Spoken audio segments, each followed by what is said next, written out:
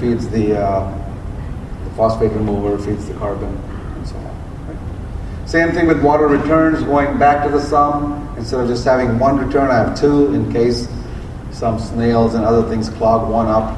The other one is going to still function. We're building in some redundancy into the system. Once again, another example of what I did when I was doing my system.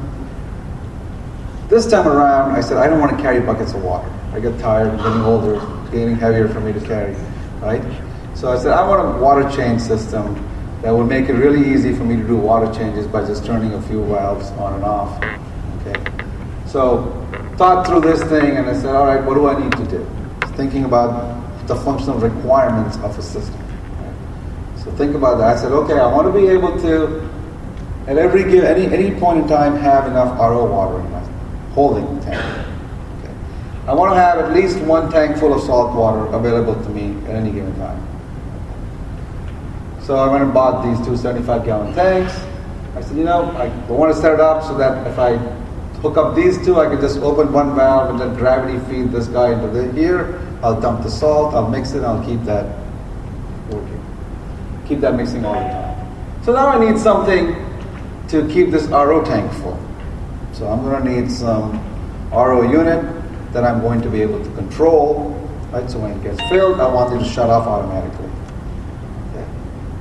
I don't know, in the past, I've always used to do these things manually, and I'll always forget that I had turned the RO unit on and come back to put water on the floor. Okay? So this time around, that wasn't going to happen.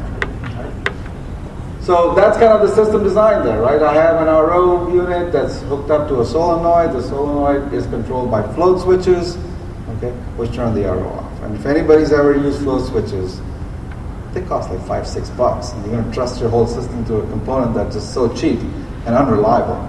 Okay, so think about again redundancy and how you would prevent some of those events from happening. I'll show you some examples. So again, one of these things is that when I set this thing up, I got a refiller pump, which basically takes water from the RO and feeds my tank and replaces the evaporated water. Right? So you automate that piece too. Right? The first day I set this up, right, went off to bed, came back in the morning, water on the floor. And I'm like, what happened here? I thought through this whole thing, and everything should have worked like it was supposed to work. Well, I didn't realize siphons. Okay, didn't think through one of the siphons. This RO unit, I took the outlet from here and I ran it to my sump. Forgot that this tank now in my newer system was higher than my sump. And it just siphon drained into the tank. Okay. Took this and I said, you know what? I run it through the ceiling and then bring it back down. No, siphon is still maintained. Okay. So not thinking through the siphons, and that's a very important one for us aquarists. You don't think that this is something will siphon. I thought maybe the pump will stop the siphon, but it did. It's a diaphragm pump. It just let the water through. Right? So now, every time I use these pumps and I feed something into my tank, I make sure that my feed is always higher than my pump. Okay, so there will not be, and the feed is never inserted into the tank either. Okay, so the siphon will break easily. So again, repeating what I said earlier, think about these designs, think of them in terms of managing risk. Okay. So what is risk? It's nothing but a measure of the probability that some event will occur, and what's the severity of the result of that event occurring. Okay. So identify all your possible systems failure, look at the frequency and probability of these events occurring, look at the kind of damage that might create, and determine what is acceptable to you. All of us are going to have different levels of risk. Okay? So determine what's acceptable to you. When I first set up my 180-gallon tank, it was set up in my basement. I had no heater. No chiller in that tank. Okay? I figured, it's in my basement. It's always cool there. I won't need a chiller. Right? It's a conscious decision that I took. I knew the risk, right? If it did get hot, there was a risk I could lose some of the corals. When I first started the tank, the basement was not finished. It stayed a lot cooler. Then we decided to finish the basement, insulation and everything, put all the drywall up. Now it doesn't get as cool, and that first summer, the temperature got to 85, 88 degrees. Okay. Lost a bunch of coral. That's, again, it's a risk that I took. And I said, okay, it's acceptable to me. I'll lose the corals. I have enough friends. I can always get them replaced, right? So, but you're losing a lot of life. You're losing corals that you've grown from little frags into big colonies, and all that work that you put in, you're going to lose. Right? So, determine the acceptability of things. Is it acceptable if this thing happens to you? Okay? How much risk can you take, and so on. And then plan for any action. What action would you take in case these things happen? And, most of us don't even run through these things in our own mind. At least the first step should be run them through your own mind. At least in your own mind, you have some concept of what you might do in case these things happen. Ideally, you want to write them down somewhere, so at least when things go wrong, you at least have some way of charting them out and looking at them, right? So think about what kind of failures. Is it a catastrophic failure? Is it that critical? What's the probability of it happening? And write it down on a piece of paper and store it somewhere where it comes in handy in case you would need it. Let's get that.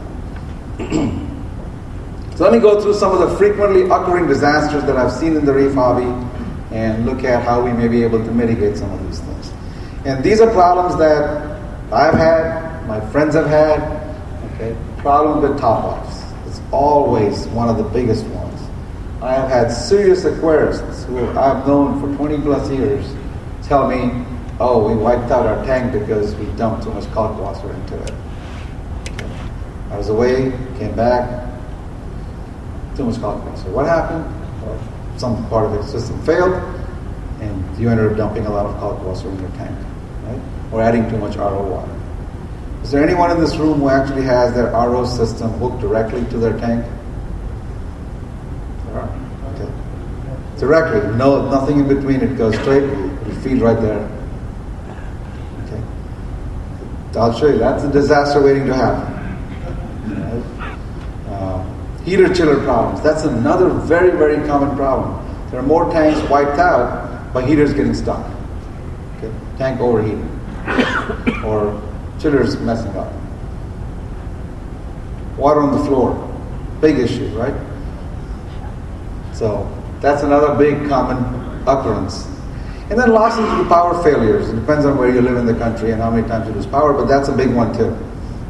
Being prepared for it. So let's look at the auto top-off problem, right? And this is a common one, which a lot of people do. They'll go and buy an RO unit. They'll go end up buying it, some kind of a float switch that controls the solenoid that prevents the water from going into the RO unit, and it can stop the RO unit feeding water into your sump when this float switch is triggered. Okay? So when you look at these things and you go, okay, here are my three components: the float valve, the solenoid, and the controller. You can look at each of these and say, what's the probability of one of these failing? For if you look back at the history of things, you look through Reef Central, you look through other places, you'll find that float valves often frequently get stuck. You're dealing in a saltwater environment, crud builds up in here, okay? And sometimes the float valves will get stuck and they will not rise, okay? The solenoid also can fail, but the probability of solenoid failing is smaller than the float valves failing, okay? And then your controller failing, that's also a probability, but in all these years, you look around, most people don't talk about controllers failing on them, right? So the probability is there, but it's smaller, right? So each of my systems here, you can see, have certain probability of failure. If I want to improve the reliability of the system, okay, then I got to look at how do I improve. I can think of adding redundancy to the system. Instead of using one float valve, let's use two, okay? So I'll activate that solenoid if either switch A or B gets activated. Okay. Then you want to have a fail-safe type mechanism built into it. If it's going to fail, it better fail in a safe mode. Right? So if this solenoid is going to fail, it better not fail in the open position. Right? So you have solenoids which are normally open, normally closed. You want to make sure you have a normally closed solenoid. Okay, so it's not going to fail in the open position. It'll tend to get closed. A better way of doing this, and again going back to the principles that I talked about, right? So in this case, you don't have things are going to happen very quickly. If this float valve was stuck, right, and you've gone out on vacation or gone away for a few days, and this RO unit keeps pumping water into it, you have an RO unit that makes 65, 70, 100 gallons a day, it's going to keep pouring that into your tank. So going back to some of those principles, I can say, hey, how can I decouple this? How can I slow things down so in case they do occur, okay, I have a bigger window to catch it. So here's what we can do, right? I can think of slowing down the process. Limit the amount that can be dumped. Right? So you can think about things like